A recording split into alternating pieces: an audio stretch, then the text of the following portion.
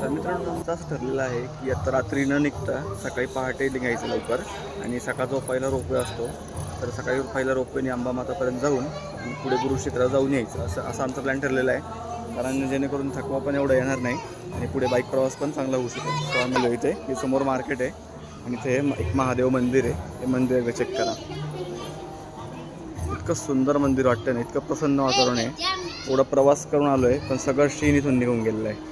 हे मागं बिल्डिंग बघा, इथे मोठं शिवलिंगाचं डिझाईन मस्त केलेलं आहे. इतकं छान वाटतं आहे. त्याचा फोटो मी नंतर टाकून तुम्हाला इथे ॲड करतो. बाहेरून लांबून अजून छान दिसतं आहे. ते वातावरण झालेलं आहे. इथे तुम्हाला काय काय दाखवतो. हे समोरचं मंदिर आहे आपलं महादेवाचं आणि तुमच्या इकडे गेले हे छानसं मस्त पेंट केलेलं आहे.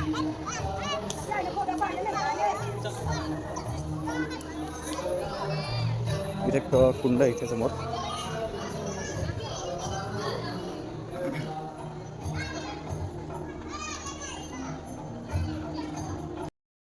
जुनागडमध्ये आलो तुम्ही प्रसाद वगैरे घेऊ शकता. बऱ्याचशा प्रसादालय तुम्हाला दिसतील की तुम्ही अगदी छान प्रकारे जेवण वगैरे करून किंवा महाप्रसाद तुम्ही घेऊ शकता.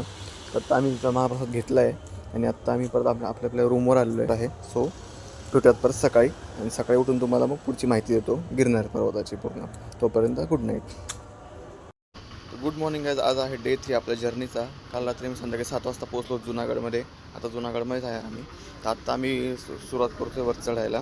म्हणजे आता पूर्ण 10,000 पायऱ्या चढून नाही जाणार आहे आम्ही. तर आत्ता रोपवेने जाणार आहे निम्म्या अंतरापर्यंत आणि तिथून पुढे पायपे जाणार आहे.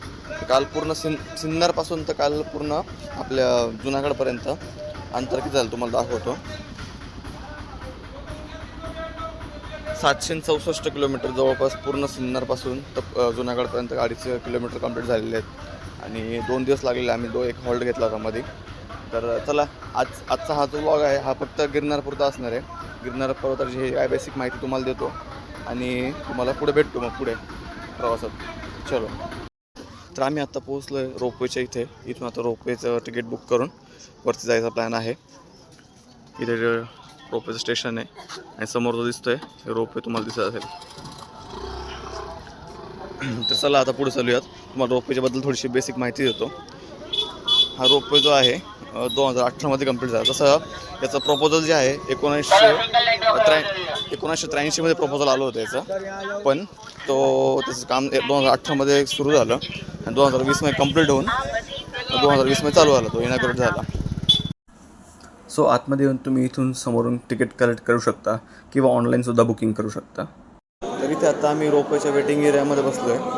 तर वेटिंग खूप जास्त आहे आत्ता सध्या. तुम्हाला चहा कॉफी नाश्त्यासाठी पण सोय आहे. तर रोपवेच्या सिंगल जर्नीसाठी 400 आहे आणि डबल जर्नी असेल जाऊन येऊन 700 असं तिकीटचं फेअर आहे. सो ऑलमोस्ट 20 ते 25 मिनटं वेट केल्यानंतर आमचा नंबर फायनली आला. सो तुम्हाला गर्दी अवॉइड करायची असेल तर तुम्ही ऑनलाईन तिकीट बुक करू शकता किंवा अर्ली मॉर्निंग तुम्हाला इथे यावे लागेल. 6 to 6:30 तुम्हाला इथे यावे लागेल. रोपवेचा ऑपरेटिंग टाईम सकाळी 7 वाजेपासून ते संध्याकाळी 5 वाजेपर्यंत असा आहे. या एका उडान खटोल्याची सिटिंग कॅपॅसिटी एका वेळी 8 जण बसतील इतकी आहे.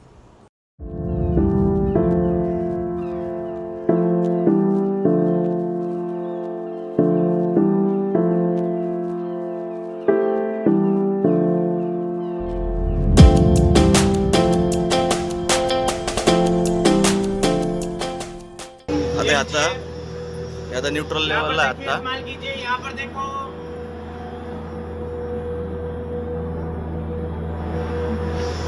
इथे आता न्यूट्रल लेवलला आहे. आता जेव्हा ह्या मेन केबलला जेव्हा जॉईन होईल तेव्हा त्याचा स्पीड ऑटोमॅटिक वाढेल. आता हे बघा ही मेन केबल आहे. त्याचा स्पीड बघायचा झटका बघायचा जोरात. हे वाजा सुटलं कनेक्ट झालं आता याला.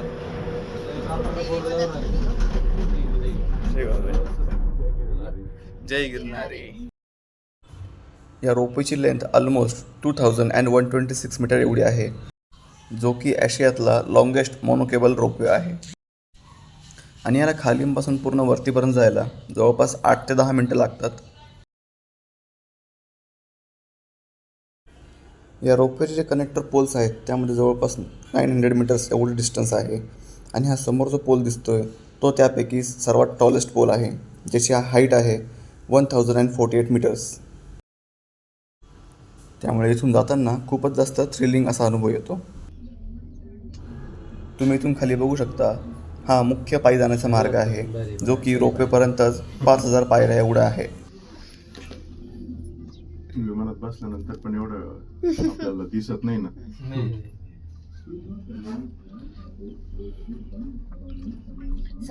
काय झालं टप्पा बघा एकदा, इतका खडी चढाई आहे समोर आणि खाली एक खोल दरी आहे. एकदम थ्रिलिंग वाटतंय आता आल्यावर. डायरेक्ट खडी चढाई आहे. आता पाय बावड्या हे बाय खाली बघ, बापरे. ऍक्च्युअल असतं ना भयंकर वाटतं, एकदम थ्रिलिंग वाटतोय हा अनुभव. आणि जेव्हा खाली येतो ना तेव्हा जास्त पोटात गोळा येतो. मंदिर आहे इथे आणि खाली दिसते पूर्ण जुनागड सिटी.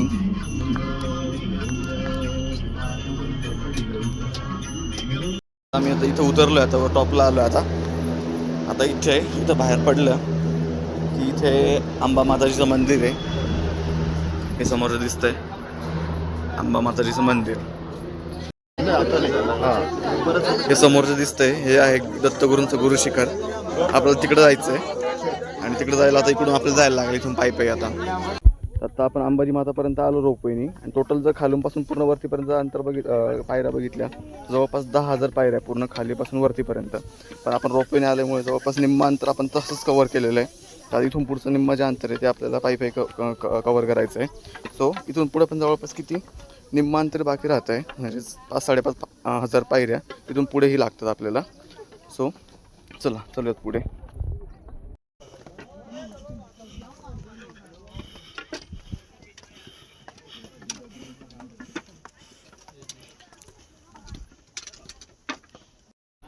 आता आम्ही गोरक्षनाथ धोनी मंदिरापर्यंत आलेलो आहे. आता हेच गोरक्षनाथांचं मंदिर आहे आणि इथून पुढे आता हे दर्शन करून आता पुढे चालूयात. इथे गोरक्षनाथ चरण पादुका आहे, चरण पादुका मंदिर इथे. ते समोरचे गुरु शिखर दिसतंय, तिकडे जायला आता पूर्ण खाली उतरून जायला लागणार आहे परत आपल्याला. पूर्ण हे खालचे दिसतंय तिथपर्यंत पूर्ण खाली यायचं आणि पुन्हा हा गुरु शिखरवरती चढून जायचं आहे आपल्याला. लास्टचा जो टप्पा आहे तिथे जरा त्या स्टेप जरा मोठ्या आहेत, स्वतः खाली जाऊन परत वरती चढायला लागेल.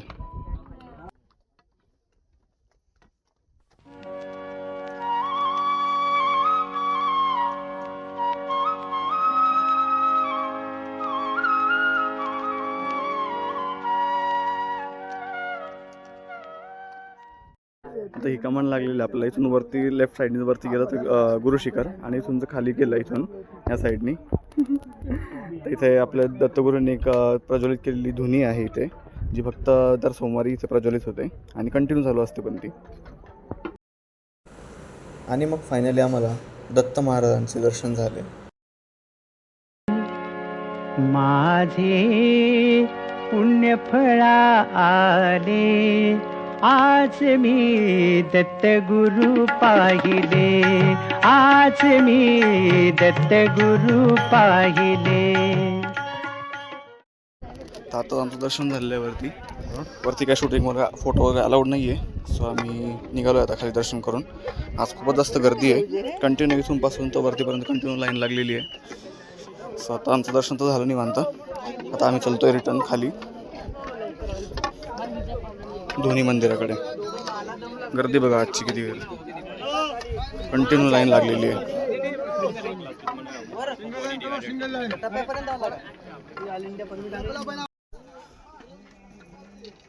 हे आहे गुरु शिखर. बऱ्याच जणांना वाटतं रोपवेपर्यंत येऊन पुढे पायी येता येईल, कारण निम्मच अंतर राहतं. पण ते पण काही सोपं नाही आहे, कारण हे जे चढाई दिसते मागे इतकी जागेवर चढाई आहे की इथपर्यंत जाणंच अवघड होऊन जातं. कारण दोनदा एकदा पूर्ण चढून परत उतरावं लागतं आणि परत पुन्हा एकदा चढायला लागतं.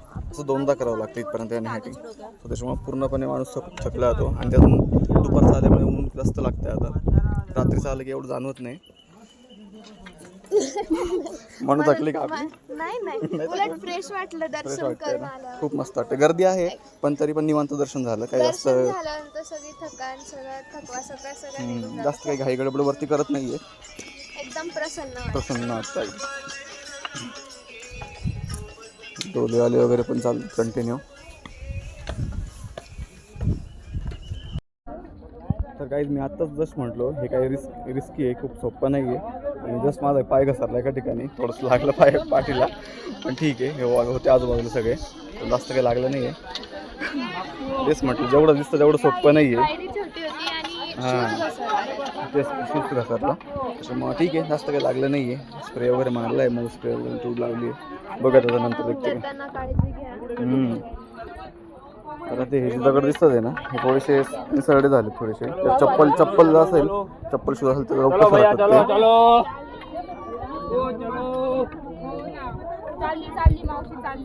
तर तुम्ही पण येत असाल तर थोडं जपून हळूहळू चाला, काही घाई नाही आहे. आत्ताच आम्ही खाली जाऊन आलो दत्तध्वनी म्हणून मंदिर आहे खाली आपले. तिथे कुठलं कुंड आहे? कमंडलू कुंड आहे खाली. सो तिथे एक महाप्रसाद पण असतो, एक मंदिर पण आहे, आणि तिथे एक जागृत धुनी आहे जी दर सोमवारी चालू असते. हां म्हणजे कंटिन्यू दर सोमवारी ती प्रज्वलित करतात. दर सोमवारी. आणि ती दुसऱ्या पद्धतीने नाही चालू करत, ती प्रज्वलित पण अशी होती, फक्त मंत्रांनी ती प्रज्वलित होती. दर सोमवारी होती आणि ते बघण्यासाठी ते भाग्यच लागतं.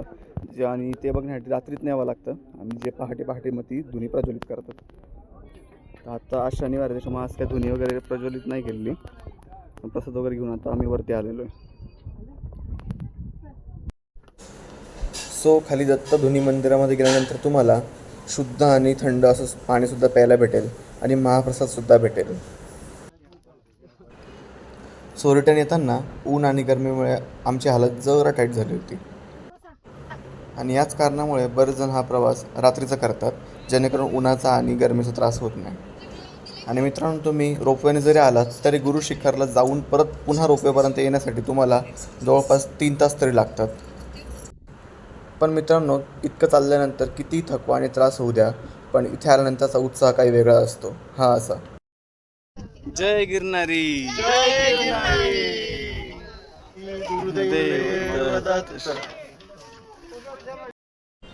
बस मग काय, जयघोष केला आणि आम्ही पुन्हा नव्या एनर्जीने खाली उतरायला सुरुवात केली. खाली जे तळ दिसतंय याचा शेप थोडासा हटसारखा आहे. बरेच जण म्हणतात बदामासारखा शेप आहे थोडासा याचा. हाईट किती आहे इथे मेन्शन केलेली आहे. गुरुदत्तात्रेयाचे दूर शिखर होतं, त्याची हाईट समुद्र सपाटीपासून एवढी आहे, जवळपास 3295. हा सगळा मॅप गिरनार पर्वतांचा. आणि आता आम्ही आलो आहे जस्ट माता मंदिरापर्यंत रिटर्न. आता इथून परत रोपवेने खाली जायचं आहे. आता इथून हा एक व्ह्यू पॉईंट आहे, रोपवेच्या खाली आहे, वॉशरूम्स वगैरे इथे. इथून खालचा नजारा बघा कसा आहे, खाली एकदम खाडी जागेवर. आणि एक वेटिंग एरिया आहे छोटासा. बोर्ड करायच्या आधी असं नंबर दिलेला असतं इथे, जेवढे लोक आहे आपण त्यानुसार नंबरनुसार उभं राहायचं. जर 6 जण असतील तर 6 नंबरपर्यंत उभं राहायचं, 2 असतील तर त्यांच्याप्रमाणे ॲडजस्ट करतात आणि मग रोपवेमध्ये बसायचं पुढे जाऊन. जय गिरनारी. निघाला इथून खाली बघा. आता पकडून का बसलाय? मला पोटात गोळा येतो माहिती अशा वेळेस, डेंजर गोळा येतो. आणि इथून उतरताना मित्रांनो, ज्या ठिकाणी एकदम खडी चढाई आहे त्याच ठिकाणी आमचा रोपवे काहीतरी टेक्निकल इश्यूमुळे जवळपास 5 ते 10 मिनटं अडकला होता आणि थांबलेला असताना हवेमुळे तो हालतही होता. सो त्यामुळे मी काय तिथे तेव्हा शूट करू शकलो नाही.